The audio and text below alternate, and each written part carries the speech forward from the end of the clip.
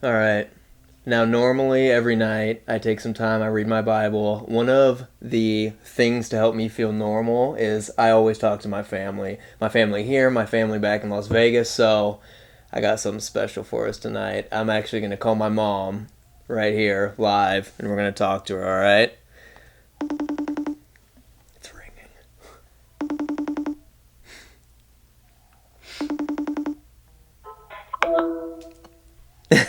Hi. Hi, Mama. How are you? I'm good. How are you? Good. This is my mom. You're on with the people Hi, on our everybody. Crossroads youth page. So I knew because I was interviewing my mom, I wanted to do it semi-professionally, and I thought that I would actually write out a few questions. This is my mom, so I got some questions that we're gonna ask her, and we're gonna start off light and easy. This isn't 60 minutes or anything. But my mom, I'll start off with telling you, my mom has been my number one supporter my entire life until my wife took that position. But my mom has been there every second of my life supporting me and loving me, so I thought who better to talk to the youth of Oklahoma City and beyond than my mom. So mom, question 1. Question Okay. 1. Now that you have been both, you have grandchildren, correct? Yes, I do. 5 grandsons. 5 grandchildren. Am I responsible for any one of those? You have the youngest, Well, Jack. jackhammer. All right, so now that you have been a parent and a grandparent, what would you say is the difference between the two? Obviously, there's a grand in front of one, but what's the biggest difference you think? Well, as a parent, you don't get a manual. Yes. So you're trying to figure everything out, especially with the firstborn, which you are. So everything is new. I think as a parent, especially with you, I was a lot stricter. I didn't know exactly what the requirements were going to be. As a grandparent, there's not all that pressure on me. I can Hmm. just love him unconditionally, which I love all of my children the same. But as a grandparent, now I can look back and see like what are the really important things that I need to pass on to him without being worried about all of the other clutter. Right. Right. What now? We have limited access to you because you live in Las Vegas, and I'm sure the students that know me would love to hear something embarrassing that I've done, or and I'm gonna throw myself under the bus and say if you have anything embarrassing or scary that I've done when I was a toddler, you can share it. Well, I'm going to tell 2 stories Oh, about jeez. One was when we lived in Bangkok and you were in second, third grade, and your grandma had come to visit us. And there were a lot of open air markets in Bangkok. Mm-hmm. So she had given you 500 baht that you could use to spend at the market. But she was holding it in her pocket because she was afraid you would lose it before we got there. So we had walked to the market and gone over one of the overpasses, and we're walking back down, and you started bugging her for your money. And she kept telling you, no, no, I'll hold it. And you, I mean, literally threw a tantrum. So she took out the money and finally gave it to you, and you turned around and ran back up the stairs to where there was a leper sitting there, and you gave him your whole 500 baht. Isn't it? Let me say how amazing God is that my mom remembers the stories of me that make her cry in a good way and not the stories of me being a little Dennis the Menace.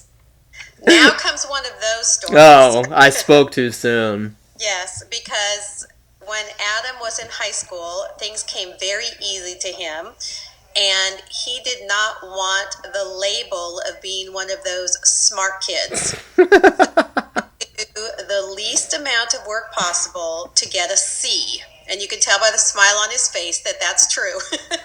Never. So it was his senior year, and I had told him, I always told my kids, if you could look me in the eye and tell me that you did your absolute best, then a C would be fine.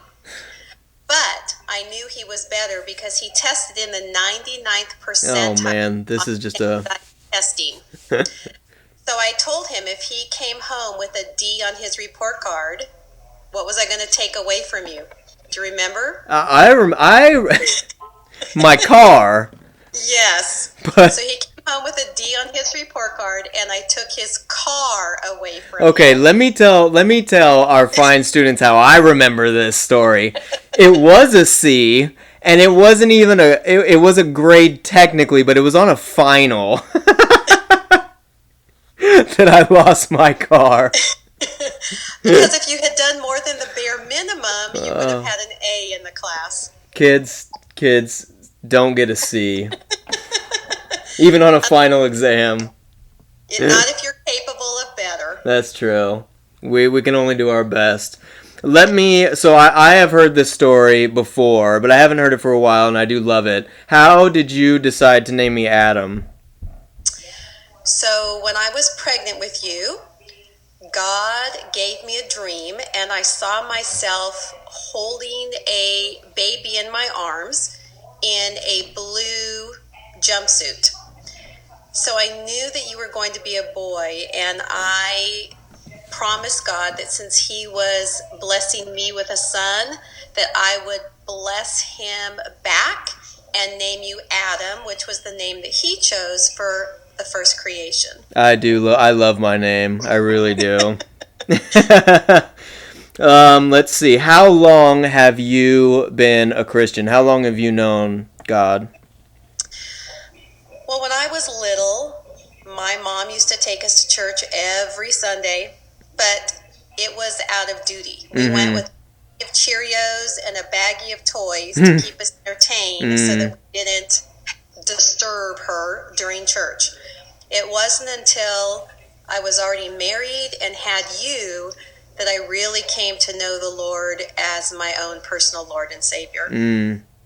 And are there, I always, like, once you find Jesus Christ and you have salvation, it's not like the relationship stops, it's an ongoing relationship. Is God still working on things in your life even after all this time?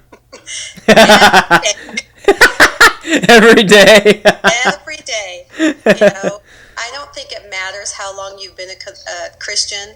There are still things that you struggle with. I know in one of your messages you talked about how I had to turn you over to God. And as a parent, I would want to take you back down off that altar and try to fix it myself, or fix the problem, or protect you from getting hurt. And so even now, with my children, my grandkids, I have to remember to give it back to God continually and not try to take it back once I surrender it. And I think the other thing is my confidence in myself as a person, to not feel like I have to compare myself to other people or the way they do things, but that God created me to be me, and I just have to be the best me I can be. Isn't that a slippery slope when you start to compare yourself to other people? Because, oh man, that's a dangerous path to wander down.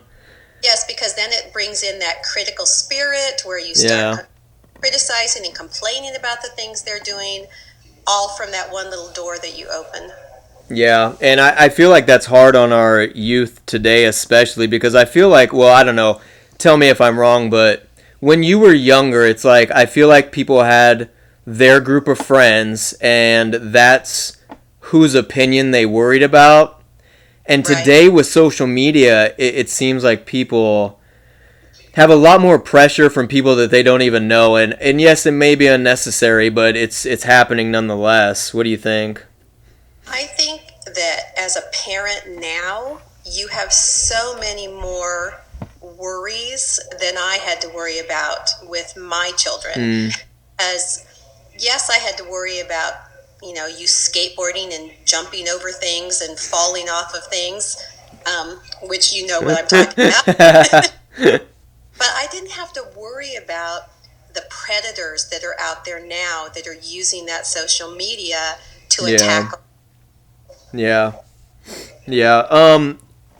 And I've talked to the students that I have the opportunity to preach in front of every week about how we've got to live all over the world and how much I loved it. But were there ever any challenges being a Christian and living in other countries? I don't really There, remember because I was kind of young for some of them. well, in Bangkok, it's not a Christian country. Mm-hmm. And so a lot of the places that we live, we had to deal with non-Christian values and beliefs. Mm-hmm. And so a lot of times we didn't have the services, we didn't have the community that we have here in the United States where we have a strong church body. Mm. A lot of times the only church we had to go to was the church on base, and it would be a non-denominational service. Right. Well, Mom, the I have one last question, and